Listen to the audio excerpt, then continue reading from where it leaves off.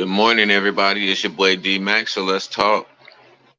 By the year 2025, 85 million Americans will be taken away from their job, fired or otherwise, and replaced by artificial intelligence.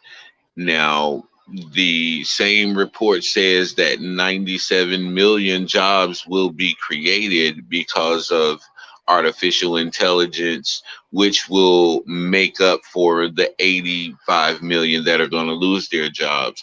My question is this.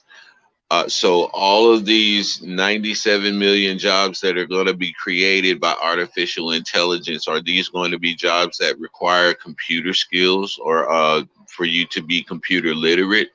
Are these jobs going to require physically being there, or is it going to require you just working on a computer to do what's the word? Troubleshooting in the system? What are these jobs going to entail? Because for years we've been fooled by this job creation lie that the government has perpetuated to us when they will do things like, for instance, Bill Clinton, he boasted about how he built up the job market and unemployment dropped to an all-time low during his presidency.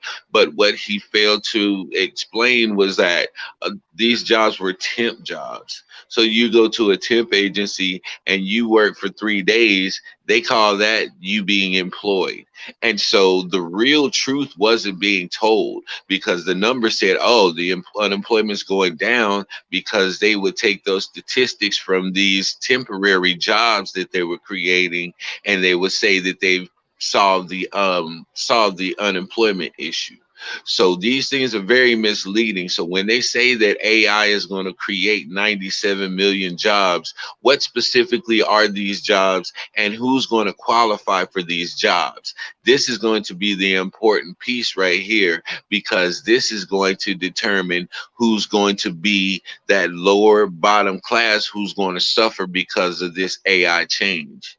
And so they will continue to push this narrative that while AI will take away 85 million jobs, that is going to bring 97 million jobs.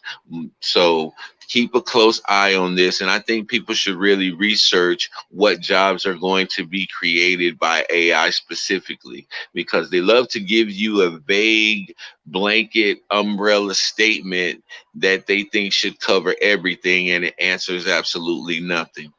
And so we have to ask these important, specific questions when it's pertaining to the future of this world. Now, I myself, I'm in a position to where I'll be paid for the rest of my life because of my service to this country, and so I'm somewhat stable, even though I don't fully trust the government to be able to handle that. For the simple fact that they're showing their incompetency the further we get into these different administrations, and it has nothing to do with one single person. We're not going to just single out Joe Biden like it's absolutely his fault. He has a cabinet around him. He has an entire administration around him who gives him counsel on what to do and what not to do. And he also has counsel coming from the other side, as well as the opposition from the other side, anytime he tries to do anything. So let's not place this on one person. This is on all of us as the United States, because what we're asking for is going to cause this loss of jobs. America wants things simple, easy, and right now. AI gives you that. So does 5G. 5G technology is needed in order for AI to work. And so these things are things that the consumer is asking for. We want quicker service. We want quicker phones. We want quicker this and quicker that. And in order to get it, it has to come from this AI. But what is our wants going to cost? Yeah, that's really the question. What are the consumer wants going to cost? Because actually, in this same token, you're biting yourself in the butt, because we, as the consumers, are asking for this, and supply and demand is in effect, and so they're going to supply what we're demanding, and once they supply it, it's going to take away our jobs, and it's going to take away from our consumer power. So then what do? You no longer have the power of the consumer because you have no resources to consume anything anymore. So, what are we going to compensate the people who are going to be taken out of their job because their job is going to be obsolete? What have we done in the past for people whose jobs have went obsolete? I remember my mother worked for a textiles mill for years and years. That was the part of the economic backbone of the city of Concord. If you worked at Cannon Mills, or if you worked at Sjogren Hosiery or one of the other textile mills in the area, then you made a decent wage to take care of a family. And this is what the economy in those areas was built on. But when textiles went out and they started to use technological machinery to fold the stockings and to package them and all of that stuff, and those jobs went away, I've seen a whole entire city die. The economy in Concord, North Carolina has died. The college, Barber Scotia College, lost its accreditation. They're trying to get it back now. A salute to Barber Scotia College for that.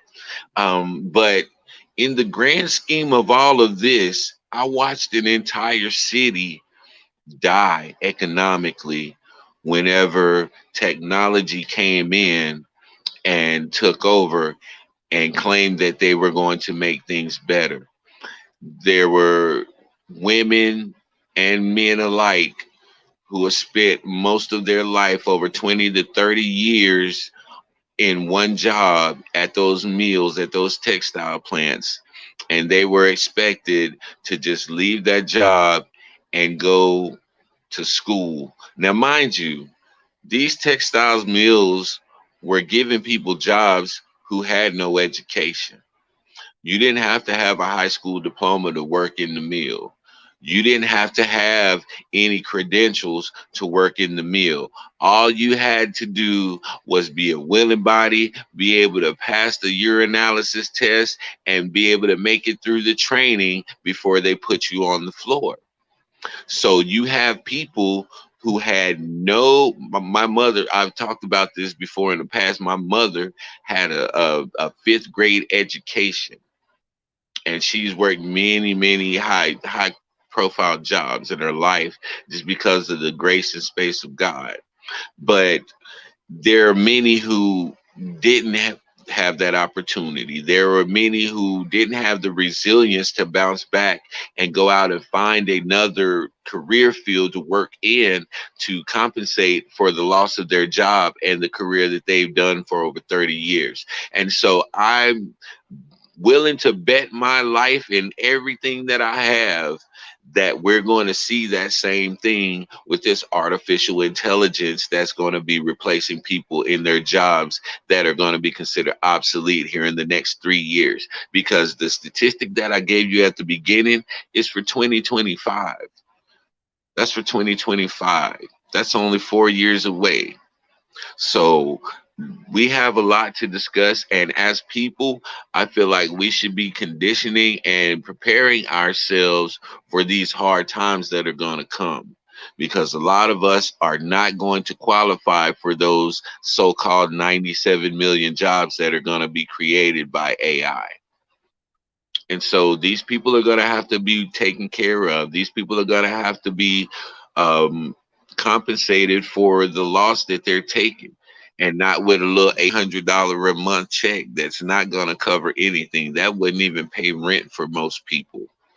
And so these are questions that we need to start asking our government officials, and we need to start writing these letters to the government officials, and we need to start going to these town hall meetings.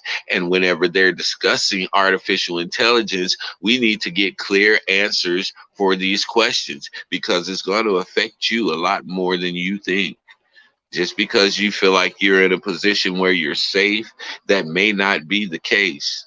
And so this question is going to affect a lot of people, and we need answers to these questions. I'm all for growing, and I'm all for growth, and I'm all for technology as long as it's for the betterment of the people.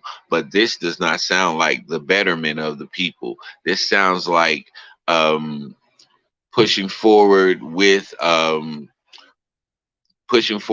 machinery, pushing forward with computers, pushing forward with making us lazier so that we don't have to actually do anything, which technology is a double-edged sword in doing. Yes, it does make our lives easier. Yes, it does make some things more efficient. But at the same time, there's mistakes that are made in those machines because they're made by man who makes mistakes. And so no machine can be perfect because man will never be perfect. And so we have to take these things into consideration when we talk about moving into the future and how much better it's going to be for us. Is it really going to be better? That's the question I pose to everybody, man. You know what I say. This is your boy D Mac. Sticks and stones can break your bones, but the word can always heal you. I'm out.